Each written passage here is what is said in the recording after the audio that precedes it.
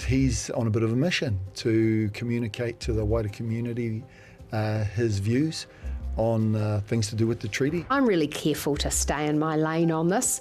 My job is to think about the fiscal policy, and it's the Reserve Bank's job to set interest rates. Software as a service models are de rigueur all around the world, and really heavily, cash flow generating, profitable businesses. Typically, if you can make that transition, and that's where the business is right at this juncture. I think if you feel like you've got a good idea, talk to someone about commercialising it. Welcome to the Weekly Wrap, where we go over the top video stories from the past week. First up, after a fiery debate between David Seymour and a prominent Māori leader this week, our Te Ao Māori editor, Mike McRoberts, asks the question, can a national conversation on the Treaty Principles Bill be worthwhile? And I simply believe that there is no credible constitutional basis or successful model where people have different rights based on their background and their ancestry because they're in a partnership between races. It's been 8 months since details of the ACT Party's proposed Treaty Principles Bill first publicly emerged. But on Tuesday night, for the first time, the bill's architect, ACT leader David Seymour, publicly debated its purpose with Māori.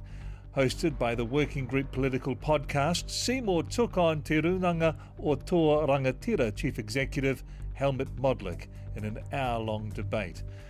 It didn't take long to settle, or not settle, on one of the more contentious issues, sovereignty. The idea that the rangatira of 1840 would totally surrender their mana to a couple of blokes and some missionaries, it's preposterous. Culturally and psychologically impossible. They actually realised that they were dealing with the representatives of the only global superpower. And you can put it the other way preposterous. Around. Imagine for a moment, well, what's preposterous is the idea that... Let them finish on it. Sorry. What you could equally say it's preposterous that Queen Victoria, who was in charge of that superpower, arguably the most powerful woman in the world at the time, would enter into a partnership with 100,000 Māori on the other side of the world, when she certainly didn't consider herself to be in partnership with any other group. David Seymour has been consistent with his reasons for introducing the Treaty Principles Bill, even if it doesn't appear to have much of a future. And while there's been widespread condemnation from Māori, the reasons for their resistance has been less clear. Post-debate, we took the opportunity to sit down with Helmut Modlik. Why the debate? I mean, we already know that National and New Zealand First aren't going to support this bill any further, so what's the point? Well, David's been pretty public and forthright about the fact that he intends to pursue, obviously for 6 months in the first instance, with the hearings that will take place at Parliament around his bill, that he's on a bit of a mission to communicate to the wider community his views on things to do with the treaty and this bill in particular, and has constantly said that he'd like to catalyse or initiate a debate and a discussion. And I wasn't hearing any debate or discussion. I was only hearing, curated sound bites. So I thought, why not? And that was what last night was all about, just to start that conversation. Yeah, I guess that's the thing, isn't it? And he has been quite consistent with what he sees as the issues and why he's putting forward this bill. It's been a bit more difficult to gauge why te iwi Māori are so concerned about this proposal. Oh, look, the idea that one party to our foundational document, which spells out all of the parameters for us being here legitimately, the idea that one party to that agreement can unilaterally change it in the way that he signalled and leave us unwinding the project of truth and reconciliation, the path of truth and reconciliation that we've been on for 4 or 5 decades. Yeah, that's not a direction of travel that anyone in the Māori community that I've met is interested in contemplating. And so, no, we need to speak up and we need to ensure that the truth is told and that we get back on the right path. And this has come about because ACT in particular aren't happy with the direction that the courts and the Waitangi Tribunal have taken over the past 50 years. Yes. So we're a similar vintage, Mike, and you'll recall that when we were young, nobody talked about the treaty or Te Tiriti. We were silent on it until 1975. The decision by Justice Prendergast in 1877 that Te Tiriti o Waitangi was a simple nullity because the Maori signatories were ignorant savages. That dictated the state of the treaty in law in New Zealand until 1975. Didn't exist. Once the activism of the 70s gave rise to increased visibility in the community generally, to the injustices of the past, the colonial sins, as it were, over the next decade or so, via our historians, via the activism, it got to a point where by the 80s, people weren't willing in this country to just keep turning a blind eye to the treaty and its issues. And so the political capital developed, politicians got involved, then we found ourselves staring at cases in the courts, and then ultimately that gave rise to the decisions in statute and the interpretations of tribunals and the courts, which gave rise to the emergent decisions around what is the treaty, what does it mean in the 20th century at that time. Now, all of that is what's discomforted ACT, because they've got a vision for New Zealand that makes the treaty disappear in any material sense unless Parliament tells us what it means. So we had to say something. We had to not allow that 30, 40-year project, as I say, to be reversed. And that's where we're at today. At the heart of ACT's bill is the proposal to replace the many treaty principles that have been developed over decades with 3 new ones determined by Cabinet.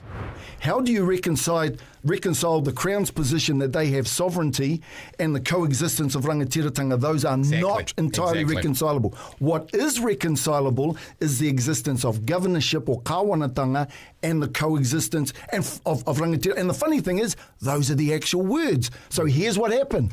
Because of that, you're never going to get the courts or Parliament to say, actually, we didn't actually get the legitimate right to set ourselves up here, so let's do something elegant, and they invented the idea of the partnership. Now, you've got to concede that was a Gordian knot solution that was quite elegant in stage. I don't disagree that That's happened. where it came from. I mean, that's a pretty good summary of the facts of the last 50 years, but the only problem was it wasn't the politicians, it was by and large the Waitangi Tribunal, the public service, all of them, the tribunals, the politicians, and the academics. It was a them. small group of people who, if they were experts, why did they produce a society that said we're a partnership between races and we have different rights and different origins when that has never worked anywhere else in the world? ACT's proposed treaty principles bill will see Parliament rather than the courts decide the treaty principles. Well, David actually wants to see it, to have it placed in the hands of the court of public opinion, So that you think about that. So we'll remove from out of the responsibility of our professional judiciary, whose job it is to evaluate words in context, to decipher their meaning, and we'll give it to the court of public opinion and ask them to tell us what they would like it to mean. That just doesn't make sense, right? That's like somebody taking a contract between 2 counterparties. One of the parties to the contract says, not liking that anymore. Let's go over to my family and ask all of my relations whether they would come up with some better terms that fits us, and then let's make that the new terms of the contract. That's analogous to what ACT's proposing. Yeah, it might be the right thing to do, but he seems to be successful. He seems successful. I mean, he's been very clear and concise with his messaging, and it has an audience. Oh, there's no doubt about that. Look, the truth of the matter is that, again, sorry to hark on about our age, but for the majority of the last 184 years, our historical reality just has not been visible. Did you get a class in school that taught about the history of colonial New Zealand? I'm a reasonably educated man. That's a newly emergent thing. Our history, the facts, have just been obscured, not shared. To be frank, it's because they're embarrassing, they're shameful. But we don't need to be ashamed. My point is today, it's our opportunity to look with clear eyes at the available evidence, at the historical evidence, the logical and linguistic evidence, and say, oh, okay, that's what happened. What are we going to do about that today? That's all we need to do today.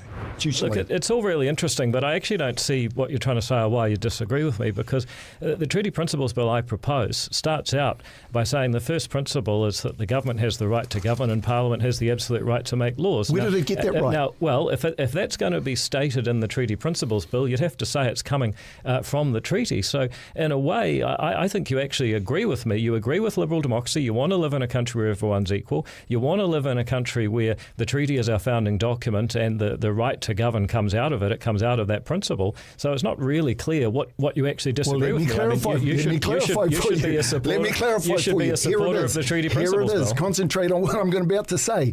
So given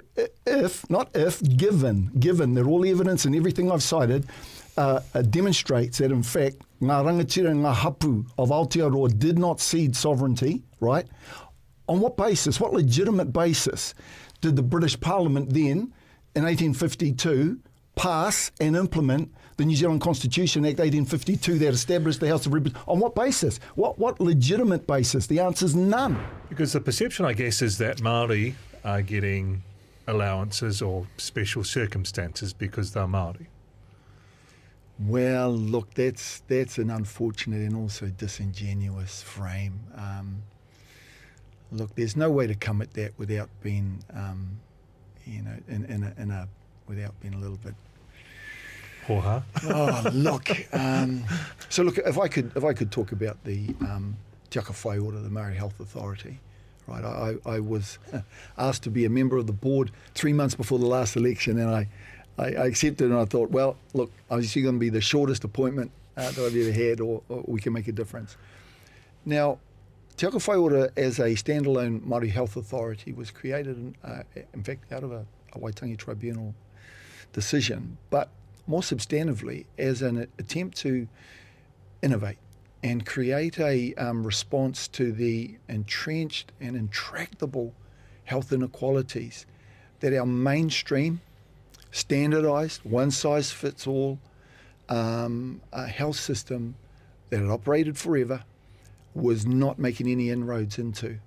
So tell me why it's a bad idea to create a group of people and empower them to innovate and to see if they can conceive and deliver something different that might shift the dial on those entrenched health inequalities that gives rise to so much expense, pain, loss of life.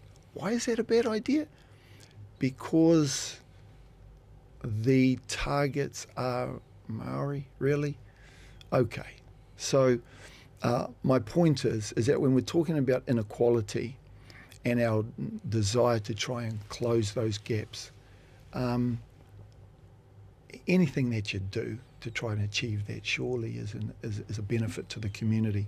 Now, I know what ACT will say about that. They'll try to close one eye about the ethnicity and its correlation to the harms and the inequalities.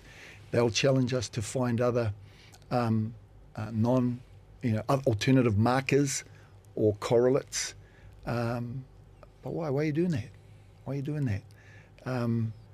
Anyway, I'll leave that there. It isn't about equality, Mike. It is about trying to be effective. It's trying about being direct. And in this case, as I say, I think they're missing the mark. And the real question is, why are people so angry and so opposed to having this debate? Helmet.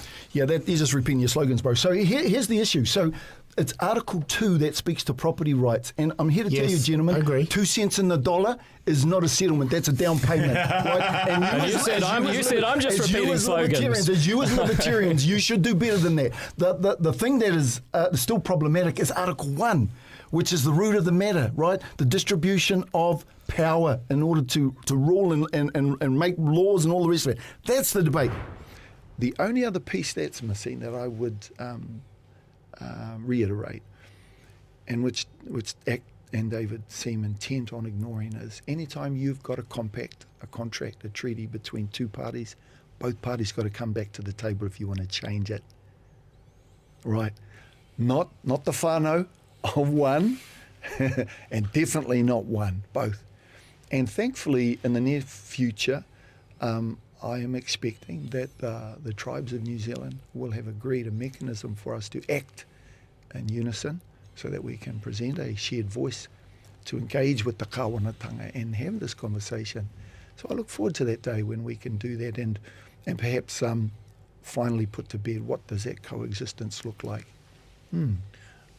I was at Waitangi earlier this year, and the comment was made that David Seymour had done what no other Māori leader had been able to do in years, and that was bring Māori together. Yes, look, I had a similar observation made to me by one of the hard cases in my year. He said, we should give that fella a blingin' a knighthood. Look, if I could just make this, look, Labour pushed it. There was a large caucus of Māori MPs. The trajectory of sincere desire to work out what this relationship between the rangatiratanga and kāwanatanga looked like meant so I wasn't surprised that an Anglo-Saxon kickback emerged. But I think we were all surprised at the mean-spiritedness, the callousness. Really, the reo? You're going to cut money for the reo? I get why they might want to save money around health-ish, but really, so we're gonna do second verse same as the first verse and hope we get a different outcome. We know what that's a signal of. So no, the speed, the callousness, the mean spirit, that was a shock. Finance Minister Nicola Willis had reason to smile this week when the Reserve Bank cut the official cash rate by 50 basis points. Political editor Brent Edwards sat down with her to talk fiscal discipline. The government's finances are still in dire shape, but it got good news this week when the Reserve Bank cut the official cash rate by 50 basis points. To talk about that, I'm joined by Finance Minister Nicola Willis. Well, let's start with the interest rate cut. That was good news. Are you hoping for more? Yes. And look, that's what the forecasts say. They say that interest rates will continue to drop. We've been through a really difficult period as an economy, a sustained period of very high inflation that was allowed to get out of control, interest rates rising very high to counter that, and government books that have been left in a real mess. So we're working hard to fix all of those things, and it's really great to see inflation coming under control, interest rates getting that big double whammy drop this week, and we need to see that sustained into the future. I mean, a lot of economists are picking that the OCR could be down to 3.5, 3.75% middle of next year. Has Treasury given you any advice about what that might mean for the economy? I'm really careful to stay in my lane on this.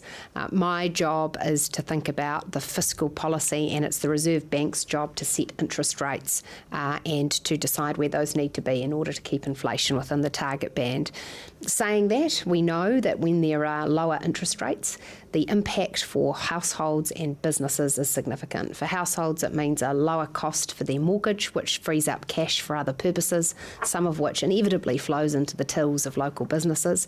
And for businesses, it gives them more confidence about investing for the future, hiring people, borrowing. And it's pleasing to see that business confidence across a number of surveys is climbing up again, because that's the green shoot you need to see before you see growth and employment also ticking up. And presumably once that growth, that activity starts to lift, that then will flow through to the government's books? Absolutely. When a growing economy is better placed to provide government the revenue it needs for great public services. And I often have people say to me, look at Australia, it's got this, it's got that, it's got all of these wonderful things. And I'm quick to highlight that Australia is fundamentally a wealthy economy, a bigger economy than New Zealand. And one of the best things we can do to have more choices about the investments we make as a country in future is to grow the economy faster, and we're very intent on doing that. But I think you make the point, and it's in the financial statements for the year 23-24, that part of that, and I don't know how big a part of that is structural. So Yeah, that's right. We've been through a period in which government spending as a proportion of the economy increased dramatically over a very quick period of time. Now, of course, some of that was attributed to the COVID response and to response to cyclones, but actually it didn't disappear after those events. It got bedded in. So we've got a structural job to get that proportion of spending as a part of the economy down. But if we do that in the context of a growing economy, that means we can look forward to investing more in the frontline services that New Zealanders depend on: education, health, our police force. The task for government, though, is to drive a lot more value from the spending we're already doing. And our diagnosis has been that some of that spending's been going in the wrong places. There's been waste and inefficiency in the system. The core public service grew too large too quickly, and we haven't seen the outcomes for much of the investment that was occurring. So as much as anything else, it's about driving value from the spending we already do. Is that where most of the structural deficit then is, in the core public service, and in terms of, the policy advisors and the like that have been employed largely in Wellington? Well, the structural deficit sits across a number of factors, and what we know is that as an overall proportion of the economy, government spending has risen up as high as 34%, whereas under Bill English it was as low as 27%. And so that's occurred incrementally across a number of things and underscores the need for us to make good choices on every public spending decision we make. So, I mean, you mentioned health, and of course there are all sorts of problems with health funding, but how do you deal with that? Because, on the one hand, there's the talk of the sort of budget blowout, but we also know the health system is really struggling to meet needs, isn't it? Well, look, we have to break that problem down into the short, medium and long term. What is the case is that every year that we're in office, we will continue to increase health funding. That's going to be necessary to keep up with the demands of our population, and we accept that.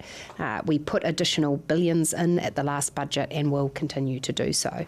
In the short term, though, we do need to have good systems management at Health New Zealand, so that just like every other government agency, like every other business or household, it has a budget that it can actually stick to. The second thing that we have to do over the medium term is make changes that allow the resources that are in the health system to flow into the right places, and that's of course outcomes for patients. That's why we've set those very clear targets about reducing waiting times in emergency rooms, waiting times for elective surgery, because we want the system to orient itself to those and be transparent about where resources are going. And then, of course, in the longer run, I agree with the view, and Dr. Shane Retty agrees with the view that says we need to do better treatment in the community so that fewer people are showing up in hospital, because that's when healthcare gets extremely expensive. Of course, some of that is unavoidable, but if we can do better preventative healthcare, treat people closer to home, that over time is not only good for people, it's good for the taxpayer too. The GPs are saying they're not funded enough. Well, I think that over successive years, GPs have continued to negotiate with the government for more funding. They're private businesses. You'd expect them to do that. They are a very valued part of the health system, and we need to work with them to get better health outcomes for people. Overall, in the financial statements, obviously you've got the Obergall deficit, you've got the net debt to GDP ratio going up. Are there numbers there that particularly worry you, or is it you're looking at all of those numbers and are concerned? Is there anything particular that you look at and say, that's a real worry? Well, look, I think the results that we've published today just really underscore what I've been saying for some time, both in opposition and in government, which is no country can live beyond its means indefinitely. We have to manage our finances sustainably, because if we don't, we actually are just pushing very difficult decisions to down the road. And where New Zealand is not sustainable. A deficit of $12.9 billion is large. This is our fifth deficit in a row. We're not forecast to get the books back in balance until the 27-28 financial year. That's a long period of the government borrowing to pay for the groceries. And I worry that our debt levels as a consequence have risen so fast. They have more than doubled as a proportion of the economy, $118 billion in extra debt in just 5 years. And so what I get concerned about is if we allow that debt to keep climbing, we get ourselves into a situation where there's a shock, whether it's a climatic event, an earthquake, a global economic issue, where New Zealand's ability to borrow to deal with that is constrained. So that's why we're doing all of this work to get those books back in balance, start paying down debt and get the country in a more sustainable position. Is it the level of the debt that's the real worry, or where the debt's going? For instance, if the debt was largely going on investment into infrastructure, for example, rather than perhaps paying off the day-to-day need, would that be as big a worry for you? Well, there's two parts to that. The first is, I take your point that when I tell people about the debt that New Zealand's accumulated, their real concern is what have we got to show for that? Because I think if you could look around the country and say, look at all these shining new hospitals, great new roads, great new schools, people would understand the debt. But they don't see that. We don't actually see improved outcomes across lots of areas of public service delivery. So there's a real question about the value of spending that's gone on and how that's added to the debt. But the second point is that debt in itself always comes with a servicing cost and therefore an opportunity cost. You know, our interest bill is now up over $8 billion. That's just the money we have to spend to pay off that debt. And that's money that would otherwise be available for investment in health services, education services. So our government has set an intention to get debt back under 40% of GDP. That's much higher, actually, than it's historically been in New Zealand. We accept the case that says some borrowing is necessary for infrastructure, for the future, to drive productivity and growth.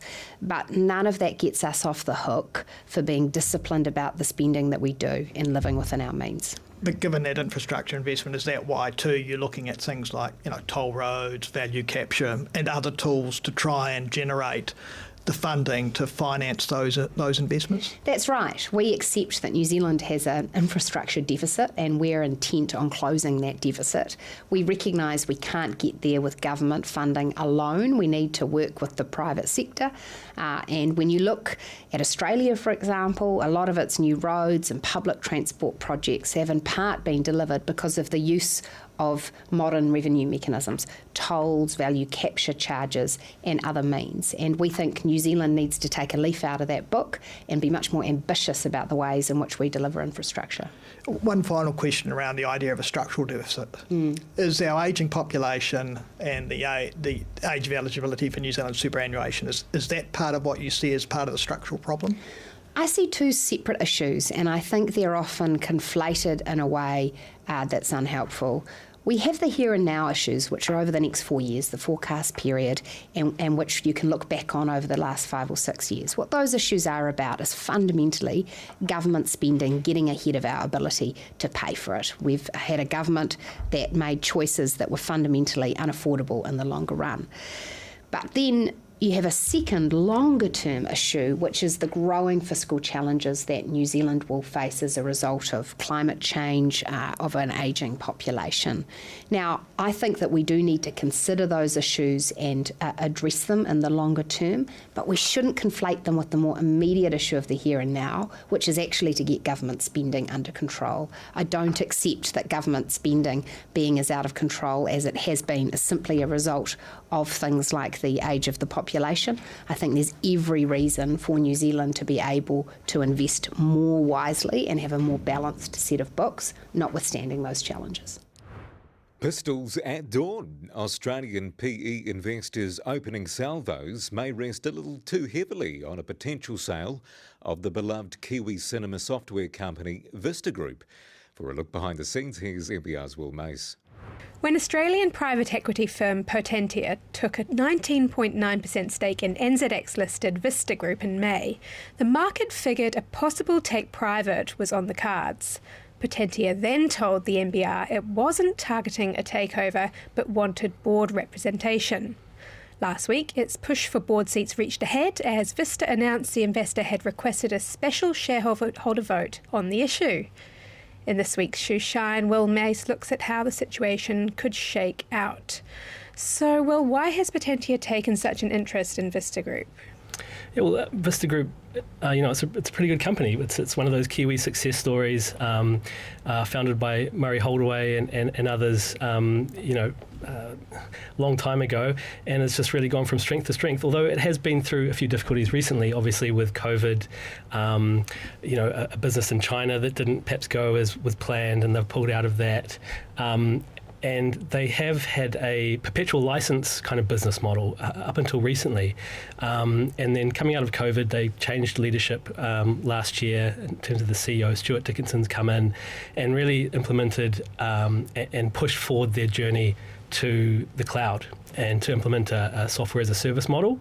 Software as a service models are de rigueur all around the world, and really heavily cash flow generating profitable businesses. Typically, if you can make that transition, and that's where the business is right at this juncture. And I think Potentia sees the opportunity. The company, is still on that path to come back. It's going through a transformation, and Potentia has kind of come in and said, hey, we think we can suggest some value improvements for the business. We can do things a little bit better. We have some experience in this space. We have some experienced people that we could put on the board potentially. But they do obviously see a lot of potential, excuse the pun for their name, in this business, and I think they've just really come in at an opportune time to see if they can wrestle a little bit of control and potentially even get a buyer interested in the whole company. So what are the changes they want to see on the board?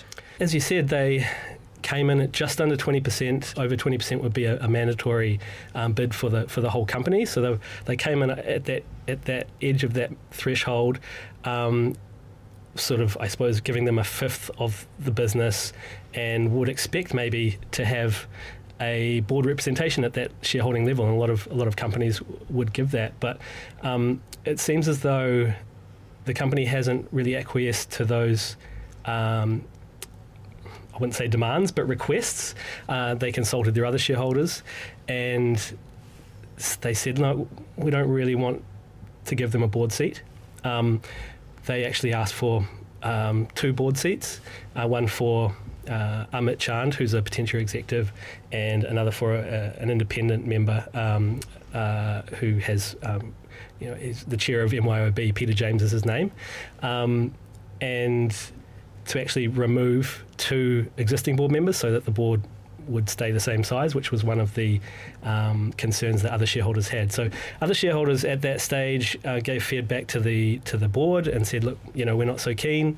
And just last week, all of that back and forth kind of came out in the Vista Group NZX disclosure. So we've just in the past week had a bit of an insight into what's actually been going on for the past 2 or 3 months. So what are the shareholders' concerns with it? Is it just giving too much power and control to one investor? It's more about, I think, the conflicts of interest. If Potentia does want to make a full bid on its own, or perhaps bring in a partner, or has links with other buyers who are sniffing around, and it does have track record in coming in, taking a controlling stake or a large stake in businesses in Australia, and them then being sold off within 2 or 3 years, which is how private equity and some hedge funds, like activist hedge funds in the US and Europe, make their money by bringing in buyers and selling a company off in that way. I think shareholders they have a long-term view. There's a lot of founding shareholders also. Murray Holdaway still on the board. There's a lot of people who've seen this company come from its birth here and through trials and tribulations, and it really feels like it's about to hit its straps. So I think perhaps a lot of the opposition to this entry from Potentia is around the potential short-term nature of it. It just doesn't sit well. It could end up being a big payday in a short period of time for a lot of investors, but you can see why it might just not sit well with people who've been there a long time. So what's next? Because Potentia has a over 5% shareholding, it is able to call this shareholder meeting. And that was the filing last week that Vista has agreed to do so. I've checked with the companies, and there's actually no set deadline for the meeting to happen. It just has to happen in a reasonable time frame. So there'll be some negotiation over what reasonable is. But yeah, you would expect to see a meeting scheduled, but it would be in a month or 2 months' time or something like that. And so in between now and then, you'd typically see people vying for votes, basically. It's a bit of an electioneering, call it a proxy battle, where each side will be trying to attract votes to its way of thinking about the company's future and whether to vote in these directors and vote out two of the other directors. So it's bound to be a pretty interesting time, whether we'll actually get to that meeting or whether perhaps those votes will show one way or the other where it's going to swing, and maybe one party will pull out prior to the meeting. So it really is going to be an interesting process. Finally this week, pretty cool was how 26-year-old Emily McIsaac described winning the Agritech Breakthrough Innovator Award for her research into making dairy proteins without the cows. Senior journalist Fiona Rotherham has the scoop. Emily McIsaac, one of 3 co-founders in Daisy Lab, has won the Sprout Agritech Breakthrough Innovator Award in this year's KiwiNet Research Commercialisation Awards. Daisy Lab makes dairy-identical proteins without cows by using precision fermentation to genetically modify microorganisms to produce the proteins found in animal dairy. Emily joins us now from Germany. Hello. So tell us how the idea for Daisy Lab came about in the first place. Yeah, sure. So the original idea was one of my co-founder, Irina Miller's. So she'd heard of precision fermentation technology. She thought it made a lot of sense, especially for New Zealand. We're the world's largest dairy exporter, but we export majority, dried down powders or single proteins. And so she'd heard of precision fermentation technology and thought, New Zealand should be involved in this. And she contacted one of our other co-founders, Dr. Nikki Freed, and together they decided that the easiest way to get the science off the ground was to get a student in the lab. So I was a student, and Daisy Lab's initial research was my master's project. And so you joined the company soon after? Yeah, so that was, the company basically started as my master's project. So the company started in early 2021 as I stepped into the lab. Okay, and 3 women co-founders, what are the pros and cons of that? No cons, all pros. It's fairly unique to be a fully female-founded team, especially in a deep tech science space. So it's pretty unique. It's special. We all bring something quite different, but we've got a really great dynamic and it works really well. And what have been the challenges starting up a company in this space, which is pretty nascent still, isn't it? Yeah, absolutely. I think one of the biggest challenges, which is kind of all about to change, but very specific to Daisy Lab, is the GMO regulations in New Zealand. Obviously, we're very tightly regulated here, which has its benefits. It's important to have kind of rules around and restrictions around the use of genetic technology. But up until recently, it's been pretty restrictive. So we have recently got an EPA approval to ferment to 5,000 litres, which is wonderful. And obviously there's talk now of legislation starting to change. So that will be really good. So that's probably been our biggest challenge, as well as funding, which is always tricky for startups, especially at the moment. It's even harder. What's your view on what the government has suggested in the GMO space?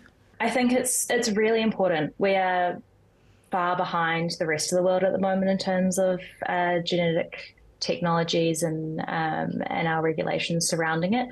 And if we want to be able to keep up with the rest of the world who are developing technologies such as precision fermentation, then we also need to, we really need to look at kind of how we're restricting startups like Daisy Lab. So it's important, like I said, there always needs to be some kind of regulation in place that, this technology has got huge potential. We need to make sure that it's used appropriately. But it's really important that we actually can be using it and using it at scale. So how do you feel about being recognised by this award? Yeah, it's pretty special. It's a pretty cool award just in general to kind of acknowledge some of the innovation that's happening in New Zealand, and especially commercialisation out of, studies and research. So that's pretty cool. And then also to be recognised alongside the other finalists who are also doing amazing things. It's pretty inspiring to, hear some of the stuff that's coming out of research. Why do you think you won? That's a good question. A great question. I think what we're doing at Daisy Lab has the potential to really shift the landscape in New Zealand in terms of protein production, have a huge impact on our environment locally, but also globally. I think that probably contributed a wee bit to the judges' decisions. You mentioned fundraising, so you are trying to raise, 10 mil at the moment, I understand. How's it going? Yeah, it's tough. It's tough at the moment. It's tough kind of for a lot of startups that we know that are fundraising. Securing a lead investor is always tricky.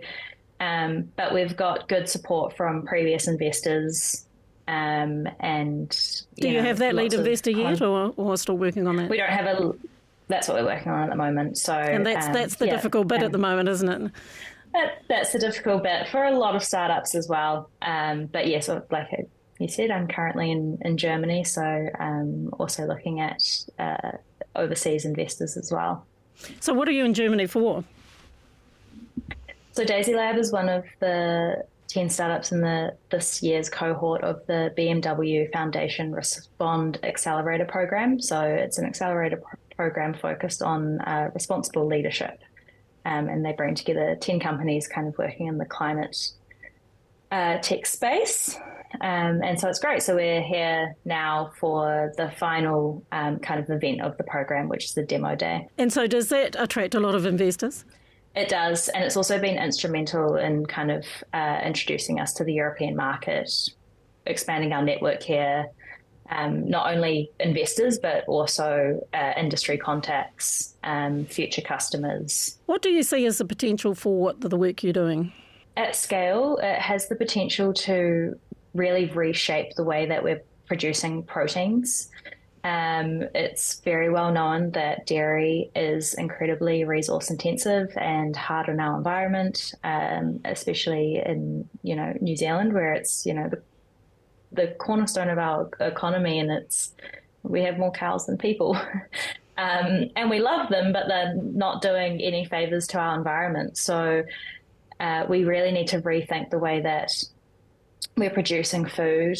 And one of the problems that we're going to encounter is the fact that we can't increase our herd sizes anymore, but the global population is growing. So there's a gap between the protein that we can produce and the protein that we need to produce. So this offers a way to produce the same proteins that consumers know and love already without the associated greenhouse gas emissions, water use, land use. So at scale, obviously, it has the potential to, drastically reduce those negative environmental impacts while also providing consumers with nutritional protein that they know and love. So you had a booth at Mr. Creek Field Days this year, and there was a lot of interest I could see from farmers. But is the idea that it'd be complementary to what we do with cows as well? It's an as well, not a replacement? Yes, exactly. So we can't produce, or we're not targeting whole milk the way that it comes out of a cow. That's a really complex liquid. The whole, mother cow's body goes into producing this liquid. That's not what we're trying to replace. So cows will be producing whole milk, forever, or as long as people want to consume it. What we're targeting is just the single ingredients. And we've developed our technology to be able to use the existing dairy infrastructure and processing equipment. So you could plug this into what dairy companies already have in their factories sitting there to increase their protein production or transition the way that they're producing protein. So we're definitely an and technology, not an or technology. And like I said, the population's growing, the demand for protein's growing. We need both. We need new ways to be able to produce proteins. And what do you want to use the 10 million in funding for if you do raise it? So we want to build a pilot plant. So this will be about 1,000 litre scale pilot plant, which will allow us to scale up, demonstrate to future customers how this technology works at scale. And so that's what we'll be doing with it. And what's been the interest from future customers? Yeah, good interest. We have spoken with several dairy companies. We have a dairy company that's invested with us and has been a fantastic partner from quite early on in developing this technology. And I think dairy globally understand that they need to have a look at alternative ways. They need to think outside the box here. And I think a good way to view it is if you think that the technology is going to be disruptive, then you should invest in it, invest in your disruptor. And just finally, Emily, you're still early in your journey with Daisy Lab, but what advice would you give another sort of scientist looking to commercialise their research? I think if you feel like you've got a good idea, talk to someone about commercialising it. If you don't know where to start, there's lots of especially if you're coming out of the universities, there's now lots of services that will help you commercialize it. I think a lot of the time you go into doing your master's or your PhD and you go down kind of the academia route, which is equally as important and wonderful, but there's also other things that you can do that kind of brings your research to life. It's very exciting. It's very fast paced.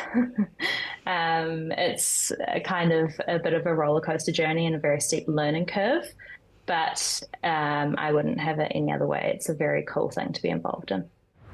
Great indeed. Well, thanks again for joining us. Our news team is back from 5 a.m. tomorrow with the latest business news you can use on mbr.co.nz, and join Mike McRoberts tomorrow for a look at the day's top stories. See you next week.